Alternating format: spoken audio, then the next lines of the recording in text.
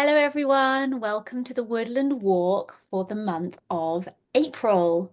We have survived April so far. It has been a very intense month for many of us. And in the ACER community, we work with the month of April with the older tree, which is a tree that represents resilience. Mm. And my guest today on this Woodland Walk is Christina Ducruet from the founder, in fact, of Labyrxnth. Hello, Christina. Hi, Roz. I'm so glad to be here. Thank you Thank, for having me. thank you for joining me. And we are going to be talking about connectedness today. Yeah. And it's really, it very much does link, I think, to this theme of resilience because sometimes times that really push us to the absolute limit and we feel like, okay, I'm at my limit. I can't take another thing. And then another thing happens and we think, no, okay, I'm really at my limit. Don't give me another thing. And then another thing happens.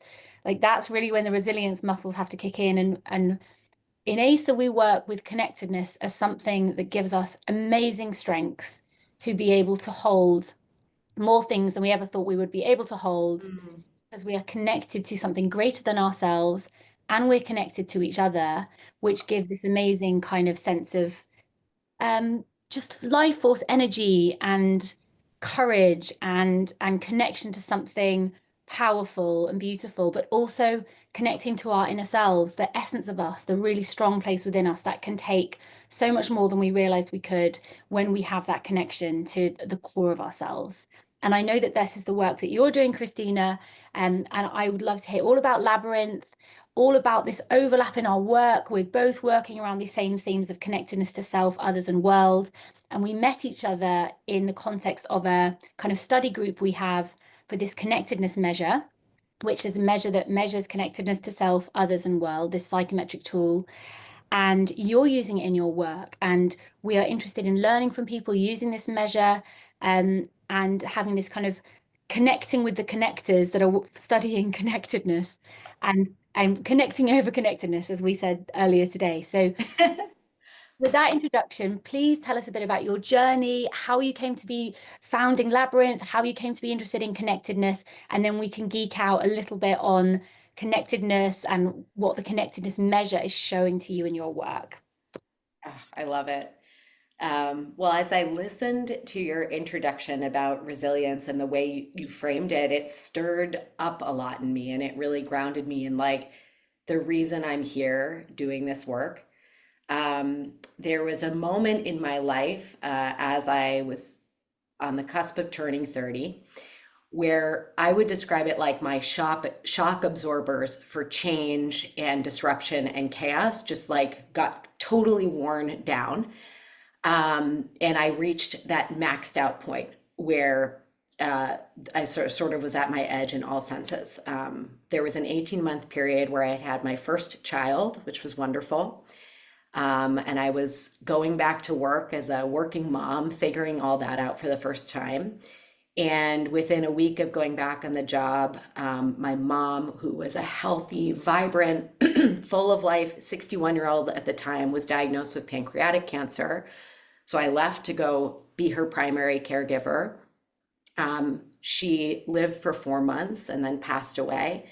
And very quickly after she passed, I was pregnant with my daughter and had her 9 months later. So in 18 months, I was a mother two times over and had unbirthed my own mother in the midst of all of that. And I call this a moment that just tore me down to the studs.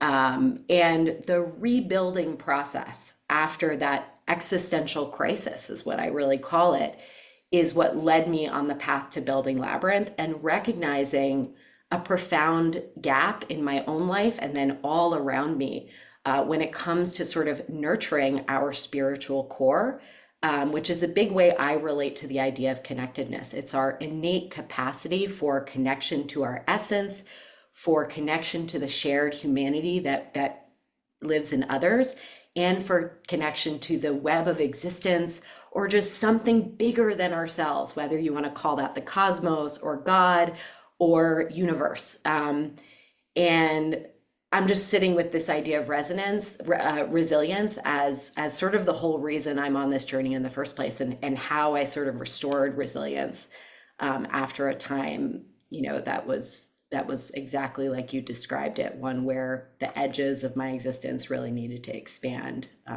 in a short period.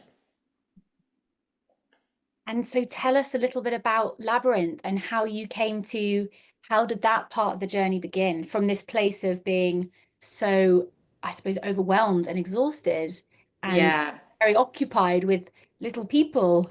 I was very occupied with little people. I was holding both sort of like the beginnings of life and the ends of life in either hand. Um, and like not it wasn't computing. Like I was really grappling with questions of mortality and a sense of really like post-traumatic stress after going through, a very scary cancer journey with my mom, all of these different things. And my journey to creating Labyrxnth and really recognizing the problem that we solve around addressing sort of spiritual capacity for modern seekers, people for whom traditional pathways to spirituality and connectedness aren't a part of their lives, came from trying to solve this for myself. And the first tools I went to were talk therapy and coaching, and more traditional sort of mental and emotional health models, and kept coming up short, kept feeling like I wasn't really addressing this deeper void where these really intense questions were unfolding within me. And part of what I started to recognize is that the way I was trying to solve this challenge was through a very like intellectual lens. I was just basically trying to brain my way through what were actually deep spiritual challenges that were universal, even though I felt like I was alone in dealing with them. And so it was this recognition that, wow, the part of me that needed nurturance and healing and that I needed to find roots back into was this spiritual core or essence. And essentially, what was missing for me in this moment was a way to feel deeply connected to the core of myself, that unchanging part that was sort of lost in the debris of all of the changes that I had gone through. For this moment that was so isolating to actually become a conduit for shared humanity or connectedness to others. And then ultimately, for me to hold these questions of life and death and the relationship I had to family and my mother, and then something beyond that, to really ultimately open up a deep sense of cosmic connectedness, that this is the journey that we're all on, and that there's beauty in that. And instead of seeing futility, to find a real sense of purpose. And Labyrxnth is a model that explicitly aims to bring connectedness back online for people through a multifaceted approach that doesn't just try to brain your way through it through traditional methods like talk therapy or coaching, but actually includes multiple different sort of healing paradigms and brings them together in concert, both through one-on-one work and, importantly, group work. So we can really employ, all the medicines of our different ways of knowing, as well as the medicine of shared humanity on people's kind of healing journey and pathway to spiritual development. Mm. Oh, it's beautiful to hear it, and it's wonderful, and it's so exciting to yeah, I think this you're the first person I think that I've spoken with who has set up something specifically for that connectedness to self and others in the world. It's where it's yeah, it's very exciting to hear, and you're going about it in a slightly different way. It's a slightly, I think it's a 12-week program. It's a kind of Yeah. So when we launched, and I'll share, it was interesting. When we launched, the insight that we were solving for was like, how do people who are non-religious, this growing number of humans across the world who are spiritual but not religious, or religious nones, how do they address these universal spiritual challenges, these existential questions, this need for connectedness that modern, society and culture is really depriving us of? That was the question we sought to answer. And when we thought about how could we actually measure that we were doing anything on this front, we looked first to traditional measures of spiritual well-being. And we found a lot of issues with that because, first and foremost, many of these tools don't really differentiate between spirituality, which is this innate, heritable feature of our humanity, and religion, which is a cultural and social construct. So it was in trying to find a proxy for what would be changing if we were really addressing the spiritual core of people that led us to the Watts Connectedness Scale. And through one of my partners in building Labyrxnth, who is a psychedelic therapist, she had heard of your work, and we thought, wow, this really resonates. Like we feel that if we're effective, the thing that will change in people is their sense of connectedness to self, others, and the web of existence. And it was really just a hypothesis in the beginning. And we chose that in conjunction with developing our sort of flagship program, which is a seasonal 12-week journey that includes one-on-one work with a sequence of different practitioners from disciplines from psychotherapy to embodiment and somatics to self-expression, etc., and then group work. And it's in that context and for the sort of 56 clients who have done that program that we've used the WCS to sort of measure outcomes before and after their journeys with us. Mm. I'm so intrigued to know what, so we haven't, we met in these calls where we talk about this measure, the connectedness measure, which people aren't familiar with it that are listening. It's a 19 item questionnaire that anyone can use. And it came out of the psilocybin for depression trial at Imperial. And the first qualitative study that I conducted there, the participants of this, it was a small study, it was only 20 people. They had depression beforehand, some of them years of depression, and then they had this psilocybin experience and they talked about what changed. And it was very strongly this sense of connecting to themselves, to their embodied experience, to and there's two different ways of kind of thinking about it, because in the ACER community we have the acceptance, connection, embodiment, but Hmm. actually all of those three parts of it, they're all aspects of connectedness. We just call it that to kind of separate the different aspects out. Interesting. Acceptance, yeah. Um, but really they're all types of connectedness, because the acceptance is acceptance of emotion, acceptance of what's, Right. and then acceptance of the body and those uncomfortable feelings. So often embodied connection can feel challenging and uncomfortable, and that you have to sit with some quite gnarly stuff there. It's not like, oh, connection, magical and Yeah. lovely. It's like there's some, when we're connecting to the parts of ourselves that have been traumatized and we think of it as like the roots, the rocks that our roots have had to grow around. There's Mm. I love big, that. dark stuff there that we have to, accept and be with.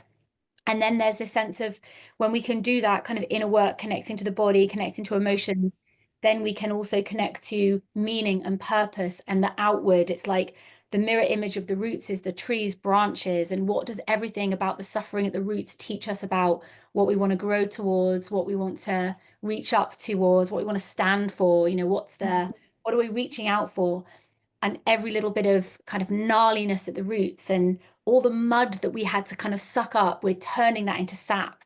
And Mm. at the tips of our branches, the mirror images of the tips of our roots, like the furthest corners of like stretching and pushing and struggle, is the mirror image of that is the tips of our branches, and the sap becomes leaves and becomes blossoms and becomes fruits. Mm. That's our offering to the world. So it's like the acceptance of the roots, the connection at the branches, and the embodiment at the trunk of the tree, because the place where the suffering at the roots becomes the flowers at the branches is the Yeah. body, the trunk. It's that place where we are transmuting.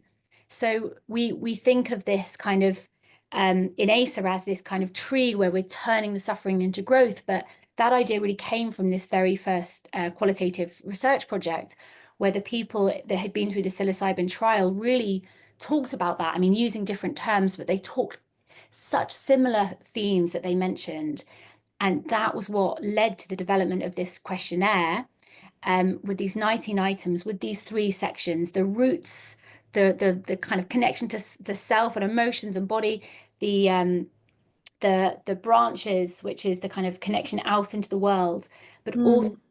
a connection to other people. And that's the underneath the roots of the tree. The tree roots are connected to all the other tree roots, and that is a connection to community and others. So the measure has these three sections: the roots, the connection to self and the trunk, the branches, connection to world, and then the roots of the tree, which is the Mm. interconnected web of community, resilience, and reciprocity. So that's the measure. It has these 19 items with the three subsets: connection to self, others, and world. And Christina, it's amazing that you found the measure, and I'd love to hear about what did your like an overview of what you found with your, I think was it 56 people that you said that have been through Yeah. the process? Yes, exactly. Yeah. So 56 clients that we held really deeply in this 12-week container, just to put people who are listening in the shoes of a client in this experience. Imagine that for, basically a season of your life, you're held in this weekly container and you have conversations with a series of guides who meet you exactly where you are, and bring you on a journey that sort of meets you in your own emergence, deepens that into an exploration of your embodied state, allows you to touch into your essence, and then really culminates with a sort of self-expressive process, much like you just described, actually, Roz, like that natural journey from like processing, like, who am I? What's my natural unfolding versus the story versus the pain where I've come from, all the way to break that natural call we all have towards expression and spreading our branches out. And so everyone of those clients is going on this individual journey, seeing a different practitioner every other week. And then those deep, sort of transcendent personal experiences are complemented by a peer group that they're meeting with every other week and further integrating what they have learned themselves, but also benefiting from the lived experience and perspective of others, which speaks to that almost like unseen layer running underneath all of us of shared humanity, where you can really see and learn at the speed of those universal principles that we all share. So those are the 56 people that we use the WCS with. And we basically would have them take the WCS once within a few weeks of them beginning this program and process.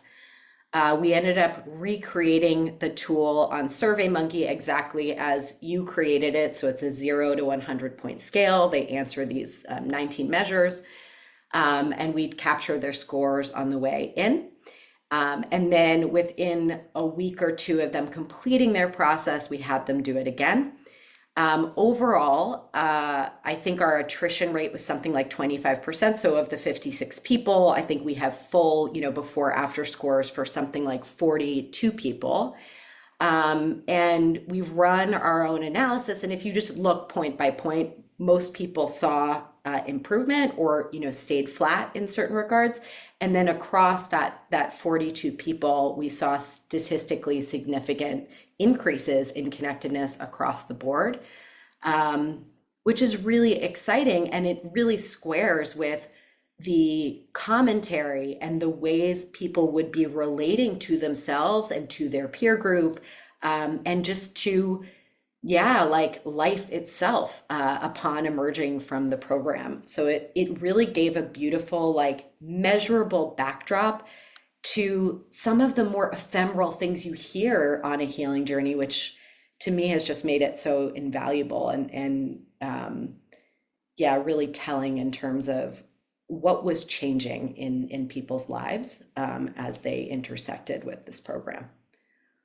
Well, I mean, huge congratulations to you for creating this wonderful offering and also measuring it and researching it. This is wonderful. And it's amazing to hear, and it makes me incredibly happy to know that you've done a proper study with it and you found statistical significance in improving connectedness, because isn't that amazing if we can improve using interventions our connectedness to ourselves, to other people, and to the web of existence, as you beautifully call it, then you know, then let's do that. Because right now the crisis Yes. of disconnectedness is so deep, and the connection to each other, I feel at the moment that that is such a profound thing that we need to keep in these very polarized times. Can you speak a little bit to the maybe this connection to community and connection to each other? Do you have any stories or examples from the people from your program, from the Labyrxnth course, and anything that really touched you, or that, because I know that from the ASA community, it's kind of seeing the connections between other people that it's the thing that makes us the most emotional, and it makes me even feel like crying when I'm talking about it because it's such Yeah. a thing. Do you have any stories to share or profound moments that you remember? Well, I feel called to pick up on that because something that has become clear through the building of Labyrinth. Labyrinth, the play on Labyrinth is that it is also a laboratory in Mm, all senses. It's a laboratory for the people in this process, and it's a laboratory for me. I look at the journey of design and creating this thing as a process of experimentation and really like what wants to come through me and then the people who are creating this conduit of expression with me. So it's like this process of discovery. In the process of discovery, one of the biggest learnings that has went from being like, oh, we should probably have some group component because that seems like a reasonable design feature of this. And I've done, years of work now in group facilitation and group coaching, so I could lead that, to really understanding our approach to healing as a fundamentally relational model and how crucial that is, particularly in a world where we're hyper individualized and it's like we're trying to solve social structural problems in the narrow confines of our own life, really forgetting that this maybe started generations before you. What are your roots drawing up from? Not just your own rocks, but the boulders that your ancestors faced. Like there's so much there. So it's relational in all senses. And I guess like one of the anecdotes or cases that really comes to life that really illustrates, I think, the power of at least the dimension of connectedness to others took place in our group sessions. I think unlike a lot of kind of typical programs that might say, hey, we're all, mothers going through this, let's gather around that shared identity. We've been purposely really diverse in who we've brought in the room. So the group I'm thinking of had, a gentleman in his 80s who had just lost his father, a 65-year-old psychiatrist woman who, was exploring sort of the steps into elderhood, alongside a young 30-year-old man who was like a first generation in America and like exploring jobs and AI, like a truly eclectic mix of people. And what was so powerful was watching them through the creation of this kind of relational healing space reveal their essence and their shared humanity and have like light bulbs going off of seeing like the really important recognition that like I'm not alone. I'm not the only one who suffers. And if you look at Kristen Neff's research, for example, of self-compassion, one of the key steps is recognizing your shared humanity. And the best, we've actually basically created a little laboratory where shared humanity is really brought out to be feasted upon as nourishment. And then their scores reflect that because, they're having this palpable experience of shared humanity that for me is most potent when it's exposed between two people who would look at each other and say, we have nothing in common. What could I possibly, you look at them and you're like, they don't go together. And it's all the more impactful when they peel back the layers to essence and see, oh my gosh, like underneath it all, we all face these big questions or we all kind of suffer in these ways. And um, that is, those are the magic moments that just like fill me up and motivate me to do this work. So I'll pause there. I mean, the other like kind of just quick point on it is that this is all related. So that connectedness to others, I think, has a halo effect on how connected you feel to yourself. Or it's not a big leap from like, "Ah, I see myself in this person to kind of seeing the oneness of everything. And then you start to get into the connectedness to world or the web of existence. So there's an interrelatedness to these dimensions that I think is really powerful as well. Yes, and it's great to hear you say that. And we found that on the validation paper of the measure, we looked at the those three sub-themes, connected to self, others, and world. And we found in quite big subsets of data that when people connected, they connected across all three domains. That Yes.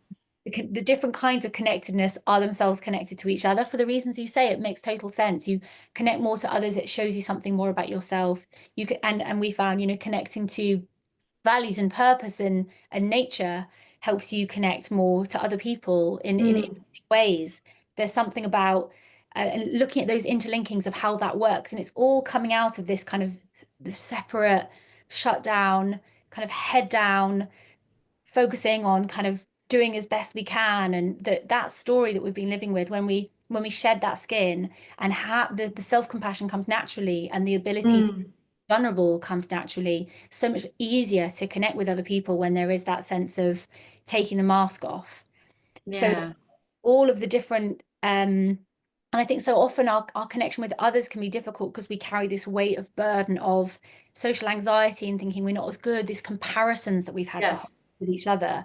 But there's something about connecting with the wider world and what you love, and nature and purpose, and that helps you connect with other people because suddenly you're connecting through your passion and your soul and your joy, rather than thinking, should I be looking different, or what are they thinking of me? And so, yeah, all these different kinds of connectedness. When you start, as you say, peeling the layers back, from one aspect, they all start to fall away, and the essence just starts to shine. It's sort of like a spectrum. You know what I mean? And people are at different levels with it, or like everyone has a different frontier within themselves. Like we saw having this as like a paradigm in the background was really interesting because it even like began to tell us like what modalities or what specific interventions would be challenging for some people and really expansive for others. So, for example, one of the modalities we included is a neurolinguistic programming process called core transformation. That's essentially like a dialogue, parts work dialogue protocol, where you meet your part, some part that's causing resistance or in pain, and you just gradually go with it to finding out what it wants at the deepest level. And at the deepest level, it's often things like oneness or bliss, that sort of connectedness to everything.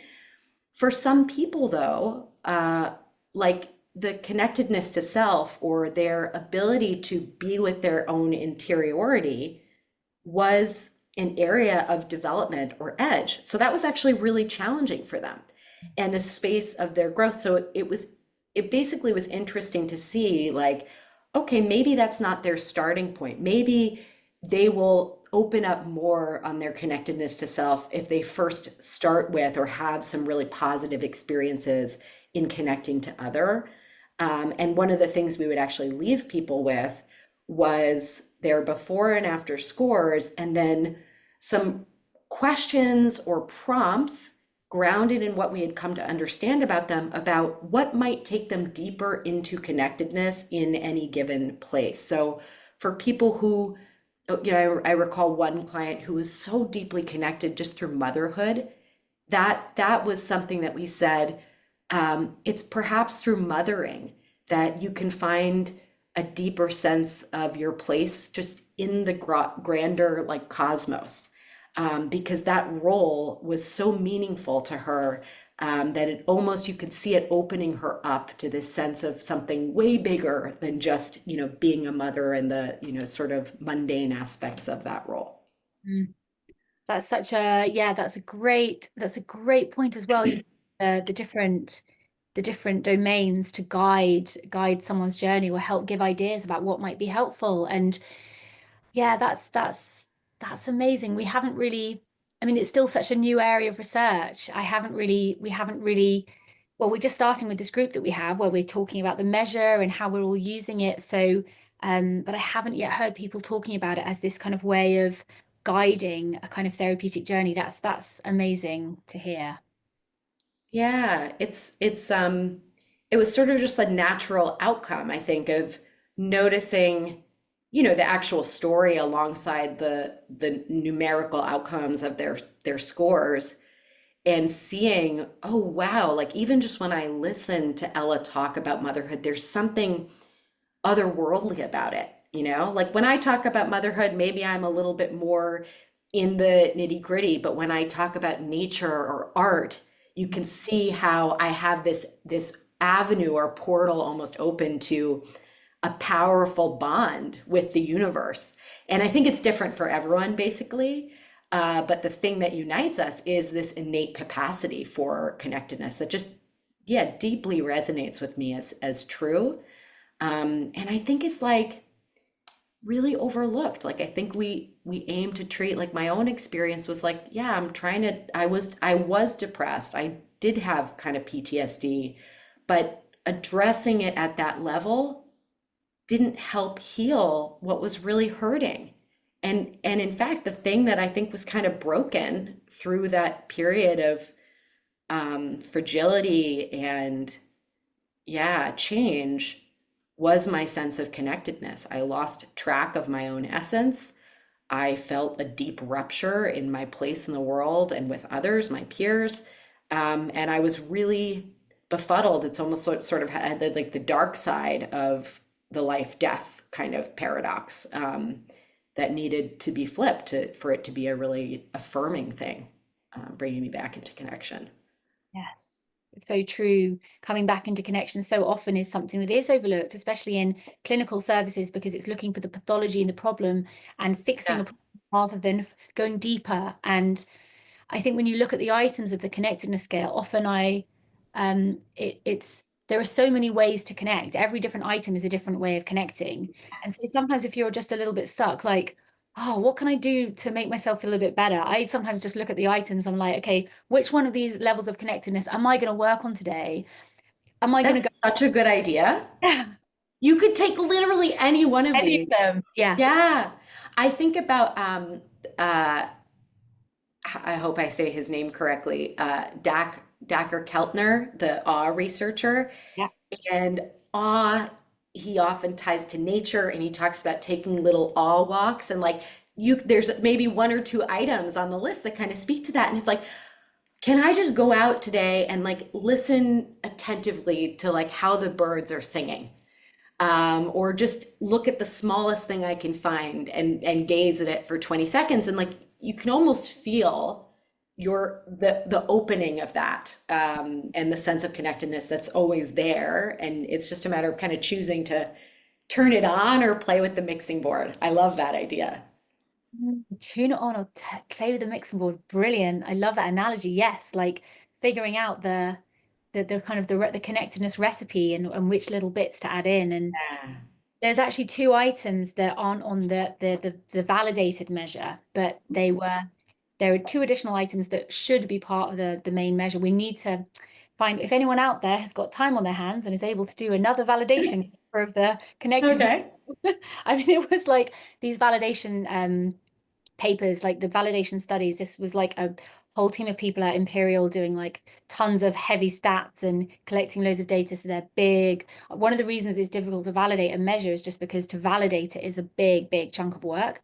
Mm. But we validated the 19 items which came out of the qualitative research from the psilocybin for depression participants and what they told me about the kind of connectedness changes that they experienced. Mm.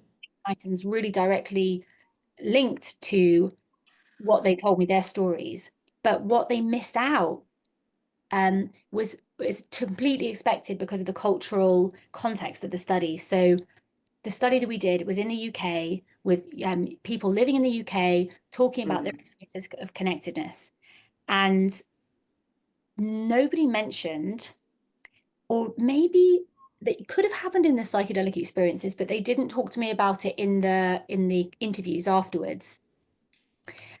Two things, two items, and we didn't even know we'd missed it until we did some consultancy with an amazing group of Maori psychologists. Mm, They were incredible. So they talked about the Maori health model, the Maori model of health, which is very similar to the kind of connectedness to self, others, and wider world. Spirit yeah. is a hugely important part of this model. And they, the reason we spoke with them is because they wanted to use the WCS measure as an outcome measure for their study. They were using psychedelic microdosing in a population of people with serious illnesses. Mm, Many of the participants, I think, had cancer diagnoses, and they were looking at microdosing. And mm. they had a half of their sample were Maori people and half were non-Maori people. And so they wanted to use the connectedness scale because they felt like this was kind of speaking to the model of health that many of their participants were working with, and to what they were hoping that the microdosing would help people access more of. But so we had this call and they said, we'd like to use this measure, but there's just these, you kind of, there are two items that are so important to us that you've missed out. Like, where, how come this has been overlooked? And they added them on for us. And one of them was, I have felt connected to my ancestors. And you were probably imagining that I was going to say that because Mm. Western world, we're so disconnected from an idea of our ancestral connection. It's so not a part of our Yeah. kind of mainstream culture.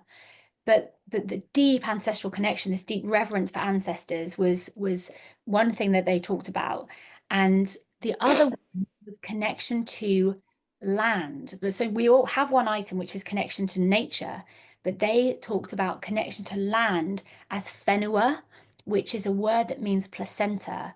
And so it's this idea of the land that is your Oh. placenta, that is your mother that feeds you. And it's the place where you live and where your roots are, like your land. Yeah, that's how I Beautiful. felt when he said that.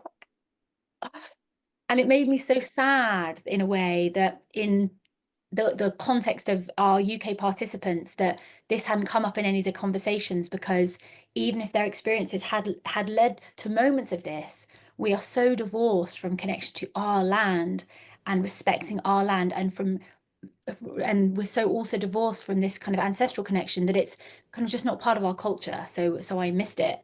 Mm. Um, so I'm hoping that we will have a WCS measure with those extra items at some point that can be used. I love that. And what a great outcome of collaboration and like perspective sharing. Um, that's just beautiful. And yeah, it's funny, like 2 years ago or a couple years ago, I wouldn't have had those items in my own mental model because I'm American, I'm French and I'm Lebanese, but like, all immigrated to America where the predominant frame is like you just got here. You're not connected in that same way that other cultures, especially indigenous ones, hold the ancestors as like really a regular part of life. Like they're not dead; they're very much alive and um, respected, and that feels really crucial. And it's been a part of our work at Labyrinth. Like one of the like first explorations is just sort of recognizing like with whatever sort of pivotal challenge someone is going through or question that they're asking themselves, one of the first kind of shifts that we invite is looking at it through the individual ancestral collective lens, which often brings a lot of insight and something I'd love to add on that front, to the point of the rocks and the roots and transmuting suffering. There's also a perspective of ancestral resourcing, that there's so much goodness in our line, that there's so much support and resilience to be drawn up from our roots. And I think in our very like trauma focused kind of modern frame, sometimes we forget that there are also gifts. So I love that. And then the more specific idea of land as placenta is like that gives me chills. That's really, really, really powerful. Yes. Um, yeah, Hmm. gorgeous. So I hope that someone takes you up on the call to Yeah. include those. And I don't know, maybe we can even incorporate that just to begin kind of testing it and using Yeah. it. I think we can include the two items and they're not part of the validated tool, but like we can still include them and just put a little asterisk saying, this subset was from an additional items. And in the WCS paper, and actually, if anyone listening is interested in using this measure, you can use it in research projects, you can use it as an outcome measure, you can use it for yourself, you can use it with your friends. You can just it helps to start thinking about what connectedness is, what does it look like, how can I become more connected. And you can find it on the ASA website. It's free to use, and the write-up paper, I can't remember the reference of it, but it basically is 2020, I think. Or I can't remember which year it was published. It's called What's Connectedness Scale Validation Paper, and it's open access, so you can get that for free. And it does have in there um, the contribution of these two extra items and the names of the amazing contributors of those items. And Hmm. um, yeah, so in fact, it's that was a collaboration that I'm hoping we will hear from those women in a future one of these woodland walks to hear about what they found with the WCS. That'd be amazing. Yeah. And if anyone here is interested in joining our little study group where we talk about who's using this measure in all sorts of different studies, I'm a very bad organizer of these things. So any administrative help would be great.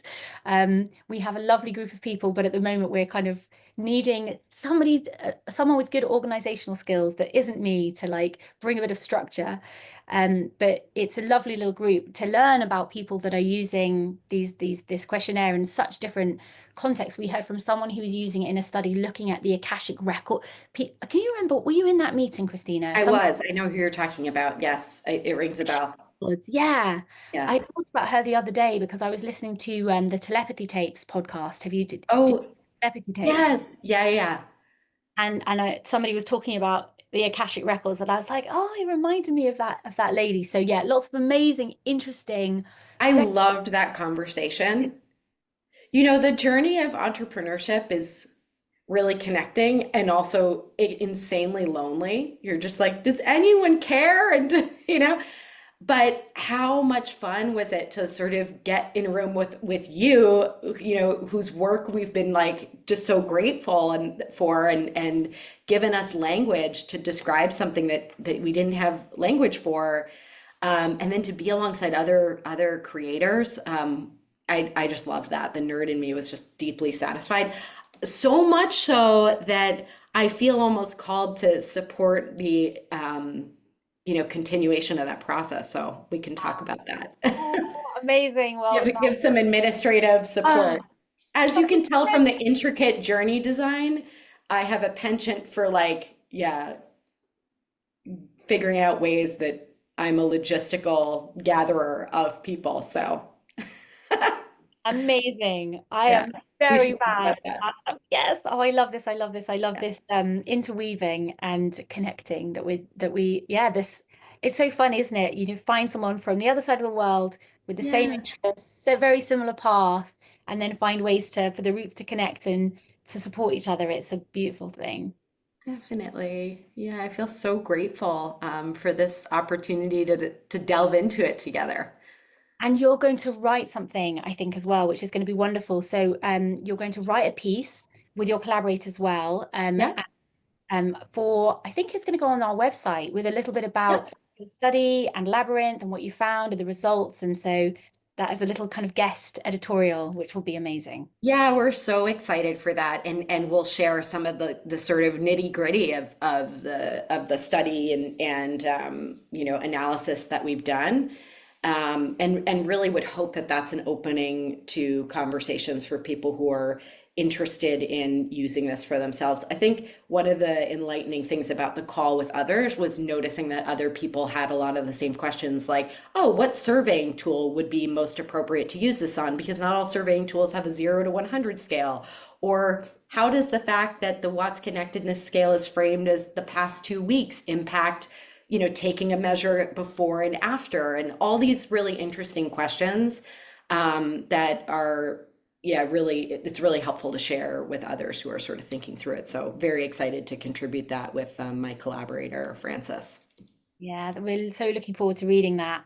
And it's exciting to think that one day maybe we'll have a little connectedness conference where we'll get together and with all the other connectedness projects and share and disseminate our findings and share with each other. Um, well, Christina, thank you, deeply thank you for all of it, for starting this thing, which is amazing, this amazing process. And there'll be details of this in the notes to this conversation. So people listening can learn more about Labyrxnth and that process. It sounds so deep and so just really like, taking that season to really commit to something so profound and so transformative. It sounds like wonderful. So people can learn more about Labyrxnth. And then also, yeah, thank you for using the measure in evaluating it, because that's just been really inspiring to hear about.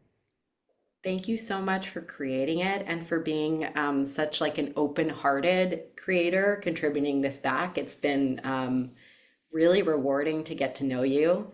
And truly, like, it's given our work a sense of gravitas and sort of, yeah, traceability, even as things have changed throughout our development. So I just feel so grateful that we know each other, and to be able to share this with the broader Acer community.